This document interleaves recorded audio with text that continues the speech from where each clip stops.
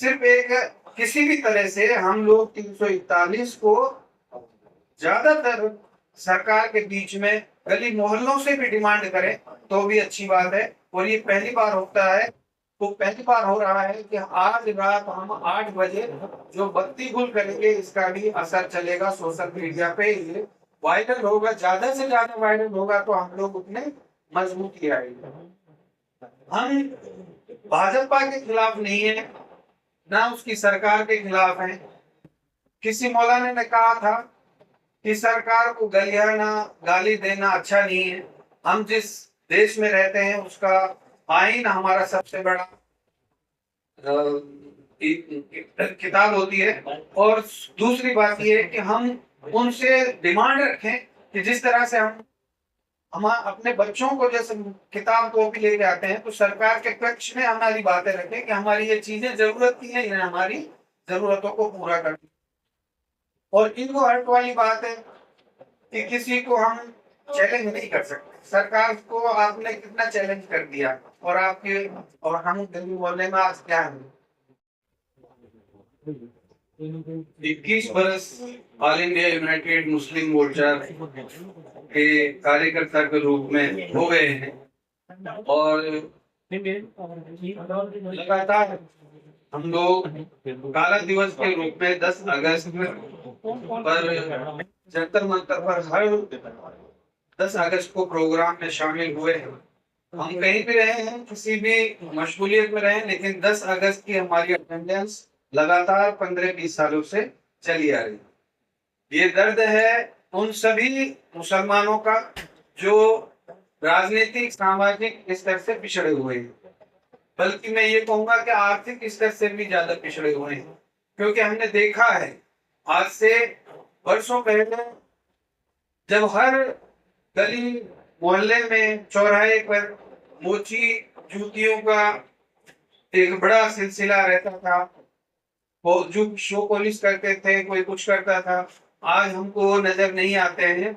वही लोग आज संसद और विधानसभा पहुंचते हैं। ये वो संविधान की ताकत है कि वो आरक्षण से आज संसद और विधानसभा पहुंचे।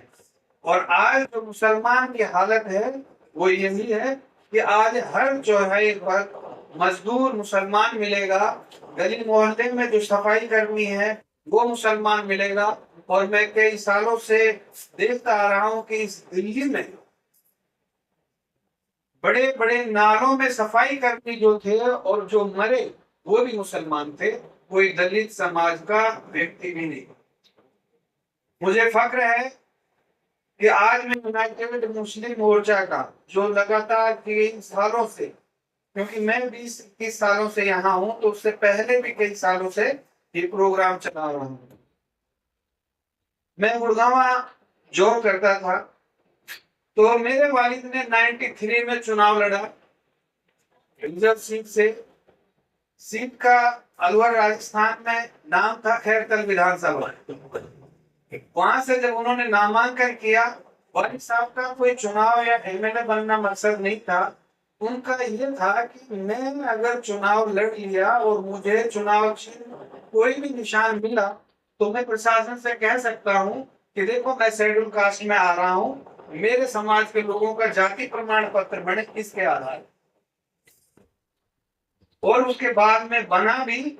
और फिर हाई कोर्ट के हमने तारीखें भी काफी ढूंढी और आखिर में वालिद साहब को भी या ज्यादातर उन्हें नॉलेज नहीं था कि 10 अगस्त को 1950 को क्या हुआ। जब मैं मोर्चा में आया तब मुझे पता चला कि ये तो धार्मिक पाबंदी लगी हुई है, अगर आपको ये सुविधा लेनी है तो आपको हिंदू बनना पड़ेगा। आप पूरे देश के मुसलमान यहाँ मौजूद हैं, आप बता दीजिए कि कोई भी मुसलमान इस सुविधा के लिए क्या हिंदू बना? नहीं बना। और हम लोग उसके इंतजार में सरकार से हर साल गुहार लगाते हैं कि ये संविधान असंवैधानिक काम है, इसको उन मुसलमानों के हित में जो पिछले कई सालों से पिछड़ रहे हैं और कई वर्षों से इस उम्मीद में लगाए बैठे हैं कि हमारा हक जो असंवैधानिक था आर्टिकल 341, उसमें संशोधन होगा और देश दुनिया के मुसलमान जो इस कैटेगरी को फॉलो करते हैं उनको भी सहूलत मिलेगी। मैं आपको एक जगह और इंडिकेशन करता हूँ, एक जगह और थोड़ा सा जानकारी लेके जाता हूँ। पूरे देश में 1050 आरक्षित सीट, उसमें ज्यादातर यानी 700-800 के करीब विधानसभा ऐसी हैं जहां मुसलमान 60% से ज्यादा वोटर है और वो आपका हक छीना जा रहा है।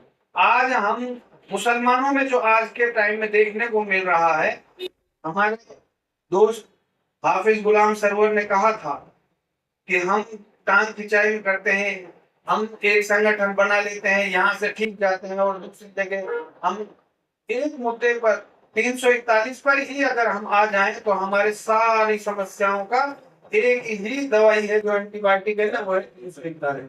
सारे मर्ज सारे बीमारियों की एक ही दवा है, वो है 341। कहीं आपको सोचने की जरूरत ही नहीं है। आपके वक़्फ़ भी सुरक्षित, आपका ईमान भी सुरक्षित, आपकी मस्जिद भी सुरक्षित, सब कुछ आपका सुरक्षित है।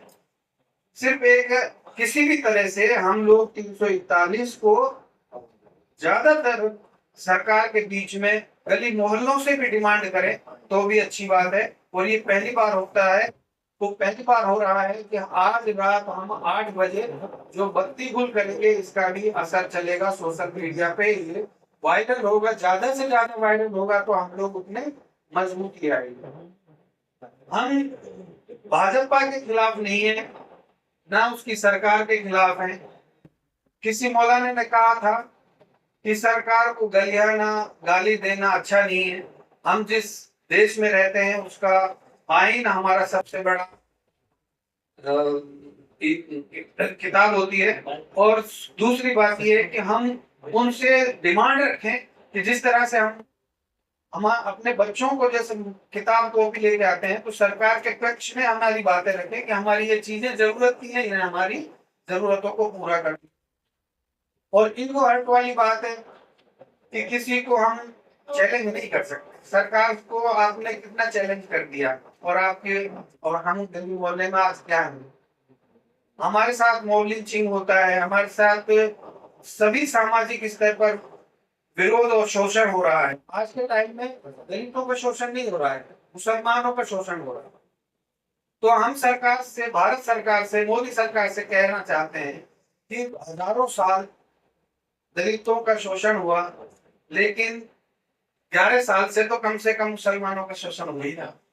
अगर हम और जैसे कि कहा गया कि नेहरू ने ये गलती की, उसका हर्जाना आज हम कर रहे हैं, तो 70-75 साल से हम शोषण में हैं। 10 अगस्त 1950 से हम शोषण में हैं, हम कह सकते हैं।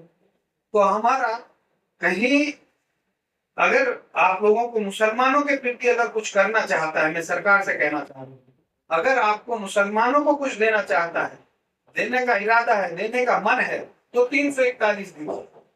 इन्हीं शब्दों के साथ बहुत बहुत शुक्रिया, धन्यवाद आपने।